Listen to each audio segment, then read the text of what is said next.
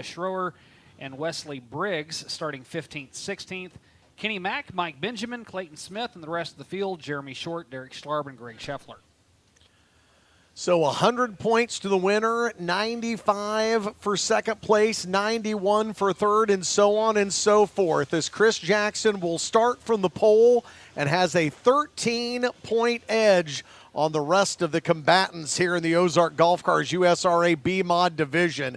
The 6-time track champion looking for another midseason championship here tonight, and an extra bonus of $500 on top of that. The big, beautiful Bill Robert Chevrolet Pace truck has pulled off the track. It will be Jackson and J.C. Morton as we get to racing here under the green flag. And J.C. Morton, a hot start here. He goes up high on the racetrack with J.C. Newell behind him, and Chris Jackson will try to lead them down the backstretch. Morton swings to the outside, the 65, digging around the bottom of the racetrack with Ryan Gilmore right behind him. Chris Jackson leads him around lap number 1, and Chris Jackson in a familiar position, Shane. He has been your midseason points champion on multiple occasions. He has been your track champion on multiple occasions. Heck, we have 3 previous national champions all running in the top 4 spots right now. Got Andy Bryant there back in third. Ryan Gilmore, who is second in the points by 13 to Chris Jackson. He's worked his way up to third. And for Ryan Gilmore's spot in a feature, and that opened the door for J.C. Morton, but Chris Jackson had just enough of a point advantage.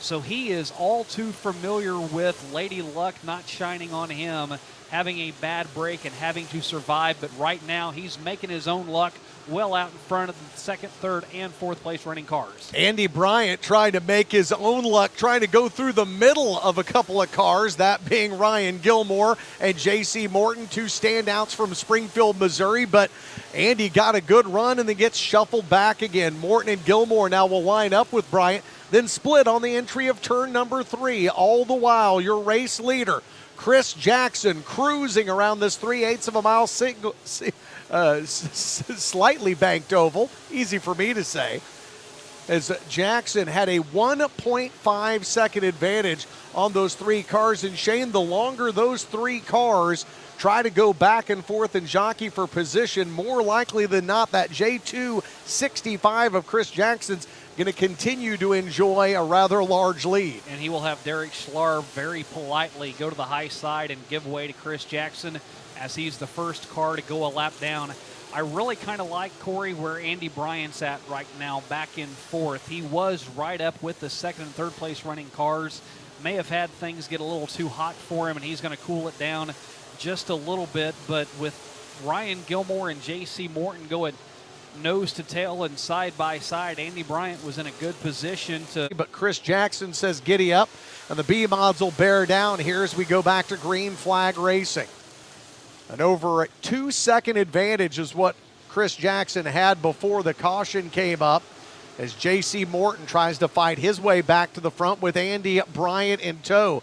The 18 and the 28 run nose to tail right around the top of the racetrack.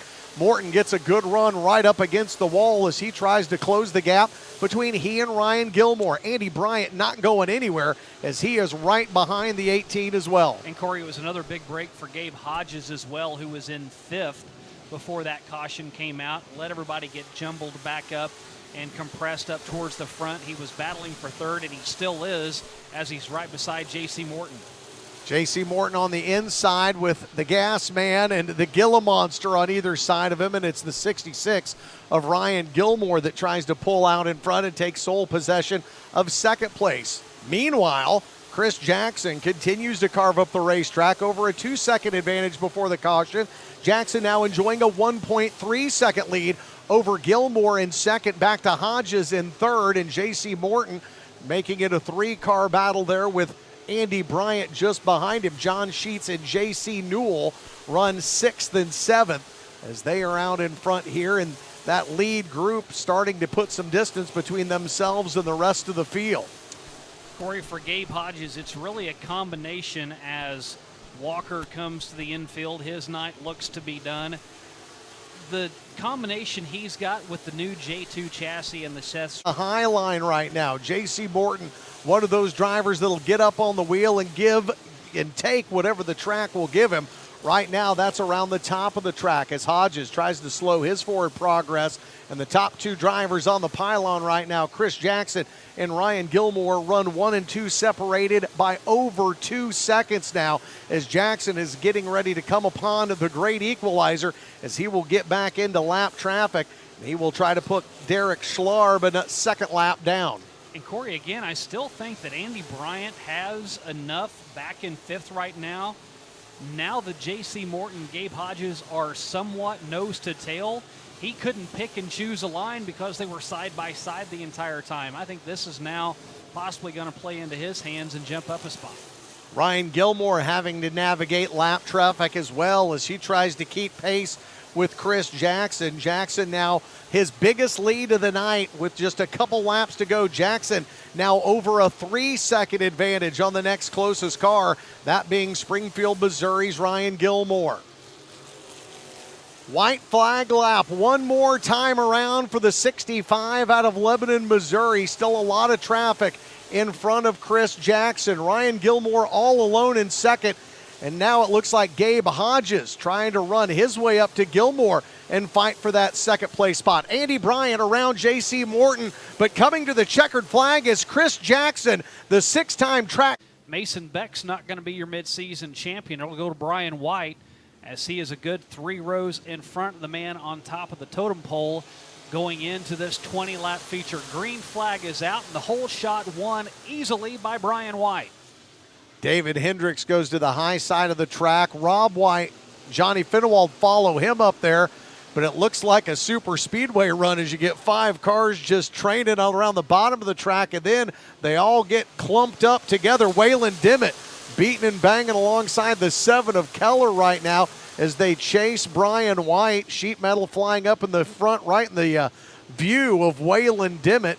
David Hendricks going to try and make some hay out of this deal on the high side.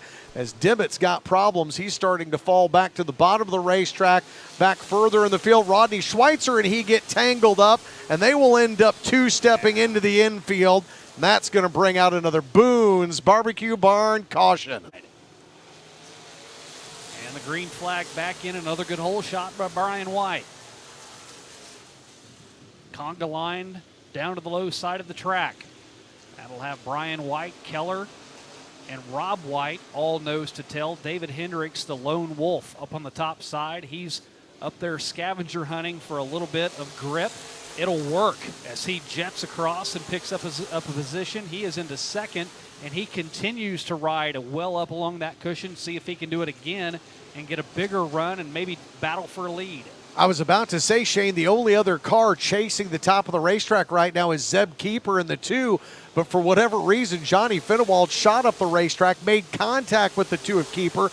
Now they're 3 across back further in the field, along with Keeper, Colton Borland, and Dean Willie, but another Boone's Barbecue Barn caution's going to come out.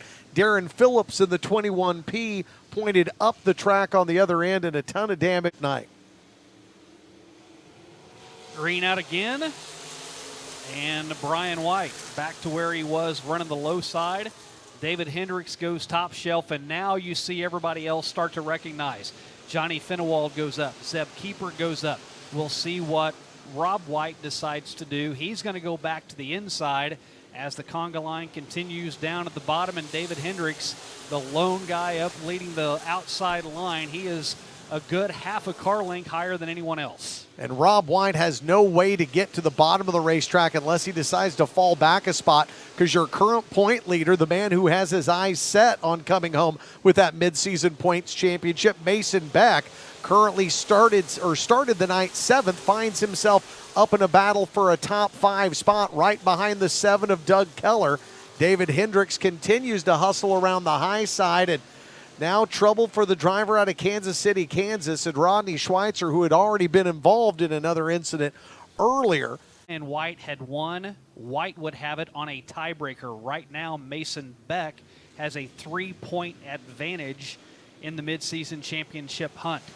Brian White takes the green, back at it again, and David Hendricks, see if he can get that high line to work as they all get congested up right behind Brian White. Didn't work for him that time around for the Buckhorn Bullet.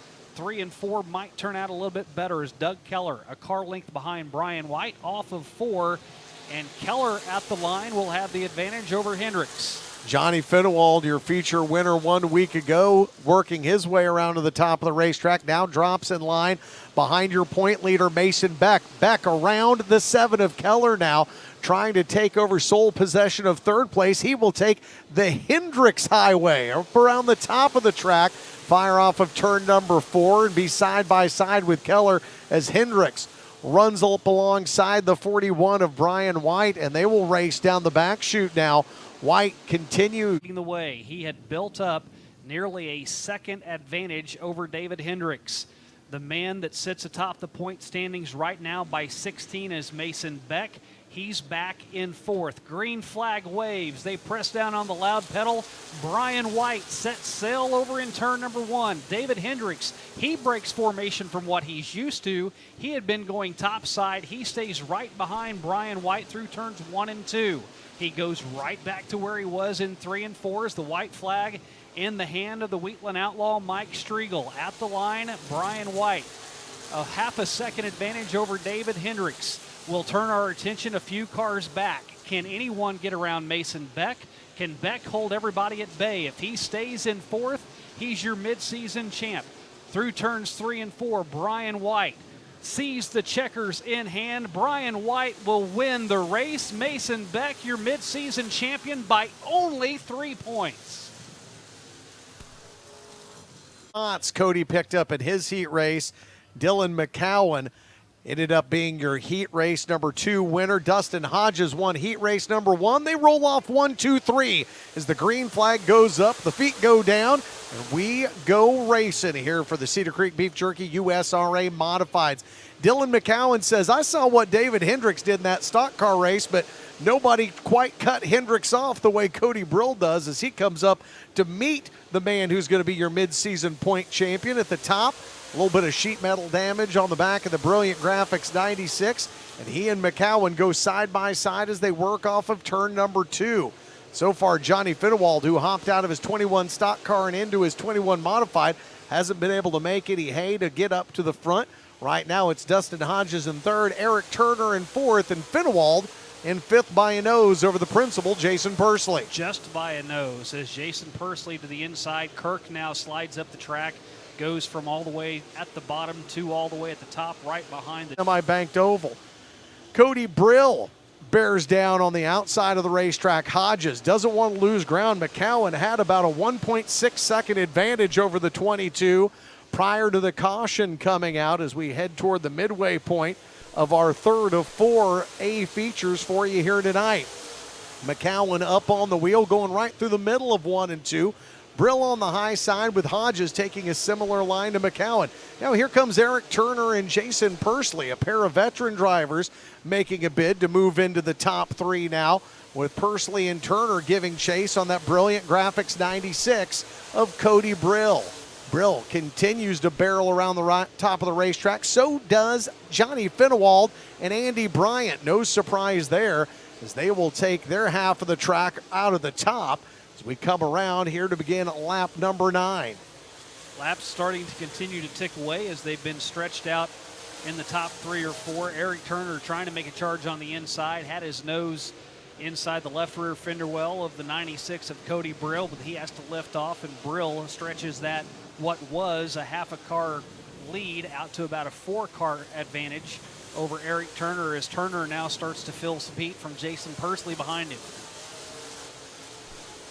Good battle back further in the pack. You know where you're not going to find. Traffic plays into that a lot. Just simple errors all on their own as Andy Bryant goes really rim riding around through turns 3 and 4. It's a razor's edge up there where the 49's traveling.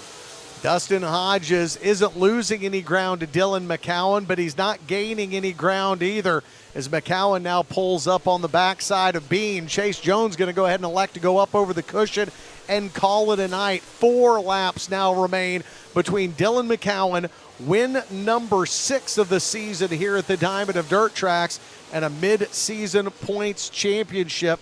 Lane Whitney now the next car, likely to go a lap down to your race leader. But Dustin Hodges is slowly creeping up. It's gone from 1.7 seconds down to 1.4. But Shane, I don't know that there are enough laps left for Hodges to haul it up all the way there. Yeah, I think he's just running out of time. If you look at what he's running right now, 1.4 last time by, now 1.2. That means he needs 6 laps at that rate to catch him.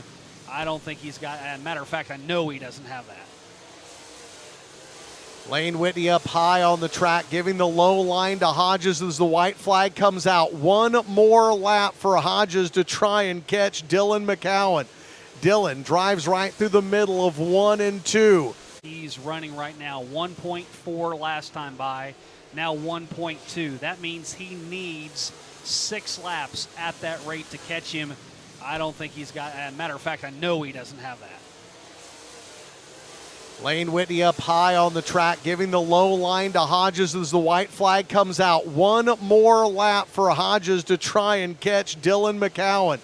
Dylan drives right through the middle of 1 and 2.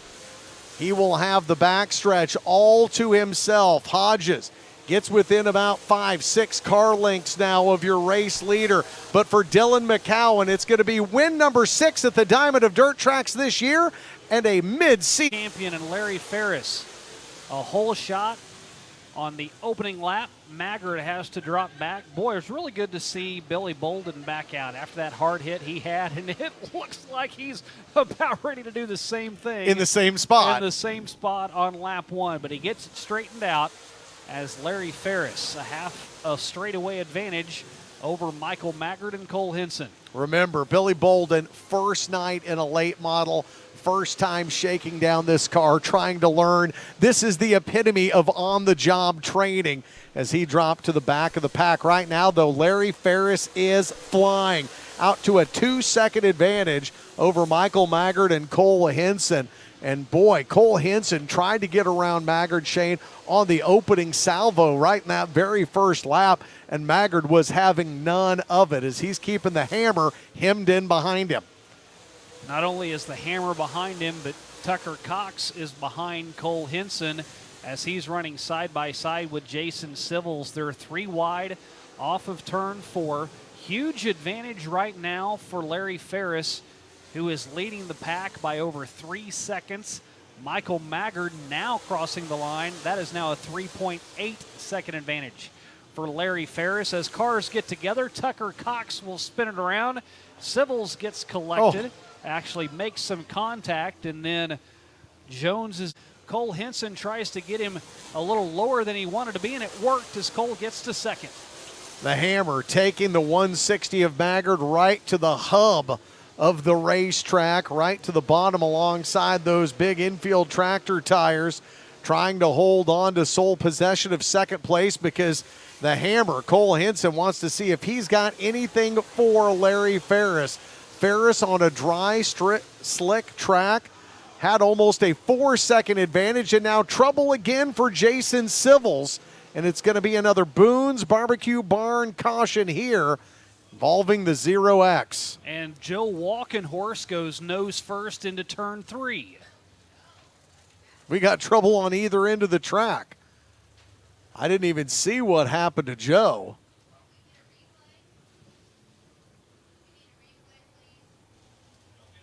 Hobby Time Motorsports safety crew, they're quite honestly worried more about Joe because there's contact with the wall where Jason Civils had just spun, so all of the attention is, might there be something that could be quickly remedied down in the hot pit, or is he going to roll on by it and head back to the hauler? Didn't look as though there was any damage. He gone. Probably something more internal than anything, which is what made him go off to turn 3. Now he's back into the pits. And Larry Ferris continues to have a mirror full of Cole Hinson and Michael Maggard.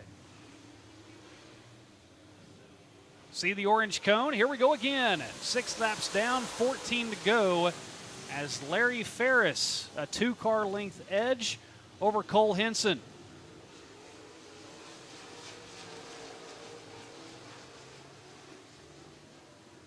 Cole Hinson got the better of that restart, Shane, but still finds himself almost a second behind Larry Ferris, 9/10 of a second to be exact. Michael Maggard, another 4 or 5 car lengths behind him. Momentarily, Larry Jones had that third place spot all to himself before Maggard righted the ship and got around the 99 of Jones. But right now, Larry Ferris with the cautions, he has had leads of 2 seconds, 3 seconds, 4 seconds. To make sure that he is in a safe spot.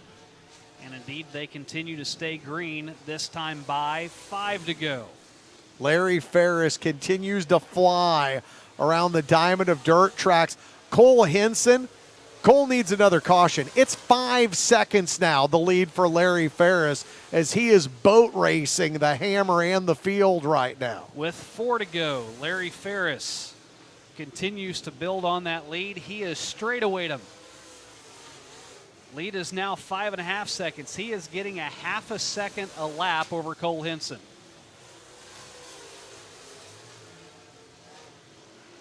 The 51-year-old from Nevada, Missouri, with the 51 on the side of his car, just does not have any competition here tonight other than maybe a couple of lap cars in front of him that could make this interesting over the final couple of laps before you see the white flag.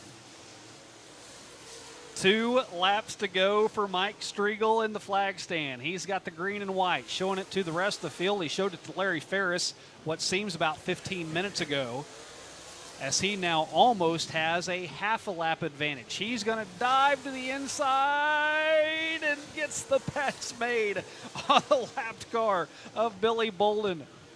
I'm guessing Larry Ferris had a little bit of butt pucker as he came off of turn 4 that time. White flag in the air. Half a lap to go for Larry Ferris. Off of turn 4, Larry Ferris will win. He claims his second victory of the season, and he does so over